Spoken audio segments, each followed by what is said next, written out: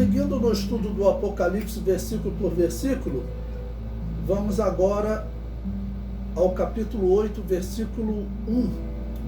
Versículo 8. A segunda trombeta.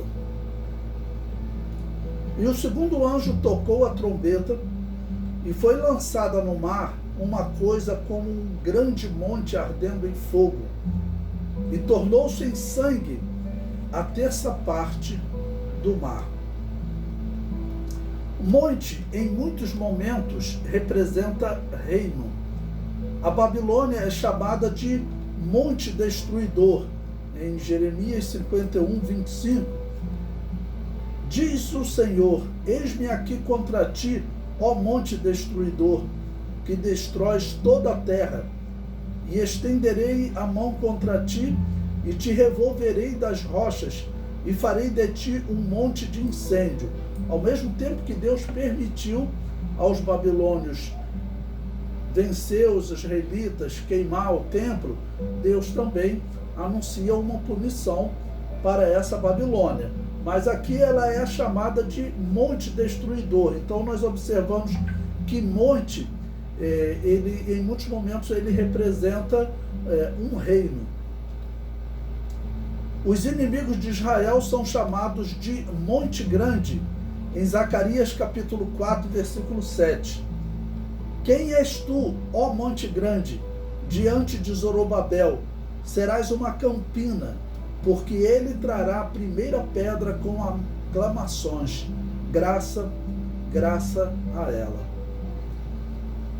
Mas nessa segunda trombeta do Apocalipse, o termo monte deve ser entendido no sentido literal, né? Ou seja, eu estou nesse momento aqui fugindo da interpretação simbólica. Ao que parece, vai acontecer realmente um fenômeno natural atingindo o mar. Ainda não é o momento dos reinos, que muitas vezes são simbolizados em montes, serem vencidos. E aqui teria que interpretar uma queda de um reino no mar. Não, a queda dos montes simbolizando reinos será no fim da grande tribulação.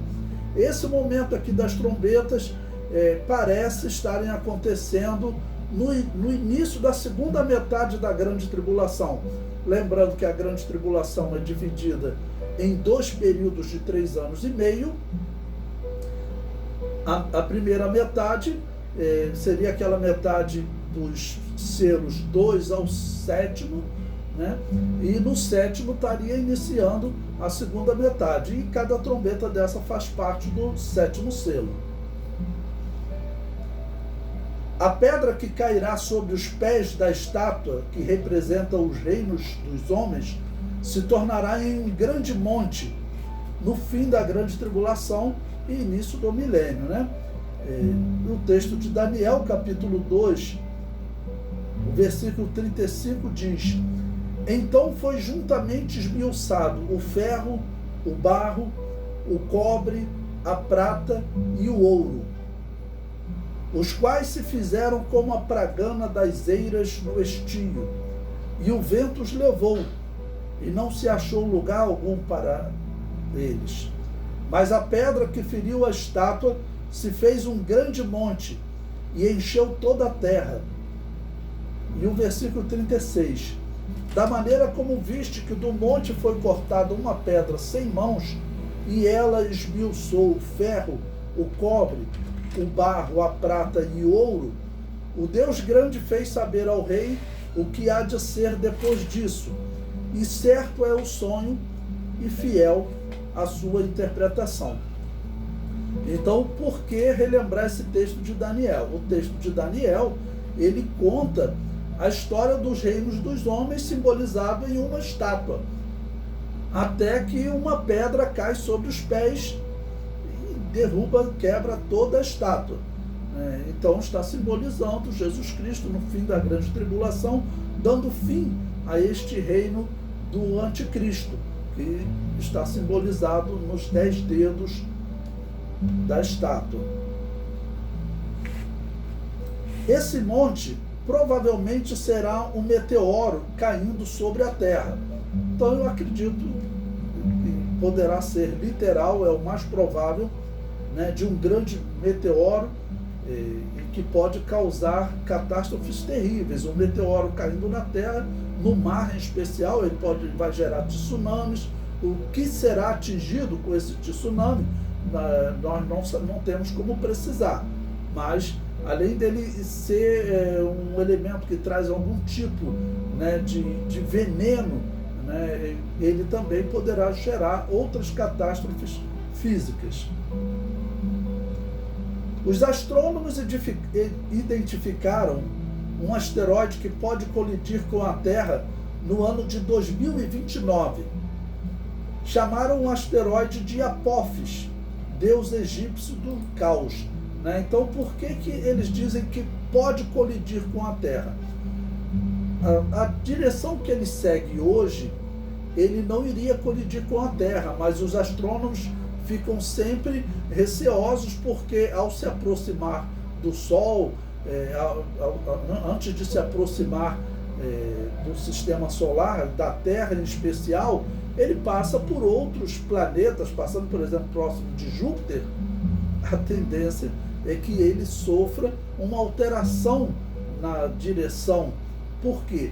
Porque a capacidade de Júpiter de atrair outros corpos é muito grande. Em 30 de outubro de 2020, anunciaram que Apófis está se desviando em direção à Terra e poderia atingi-la no dia 13 de abril de 2029. Alguns cientistas falam que poderia colidir com a Terra ou destruir satélites, né, se ele passar muito próximo da Terra. Bom, extraí um trecho aí da revista Super Interessante, comentando sobre esses asteroides, que diz: com 270 metros de diâmetro, viajando a 21.600 km por hora, sua colisão devastaria 1/3 do nosso planeta. Apesar do número dar impressão de precisão, a probabilidade de colisão de objetos com a Terra, calculada pela NASA, é constantemente modificada, já que a trajetória deles é influenciada pelos planetas. Hoje, a NASA monitora 244 objetos próximos à Terra. 177 têm menos de 50 metros de diâmetro e provavelmente não causariam estrago se nos atingissem. Dos 67 que sobram, você vai ter uma lista aí de 5 que eles têm um grande risco de atingir a Terra. E nesse site da revista Super Interessante, você consegue consultar todos esses dados. Então, o que está descrito aqui pode ser uma queda de um asteroide. Veja, esse asteroide com 270 metros, se ele cair na Terra, né, e aí Terra falando de planeta, né, se ele cair no planeta Terra, os cálculos dele aqui que poderá ter aí a morte de 1/3 da população da Terra. Então, é uma catástrofe que não é impossível.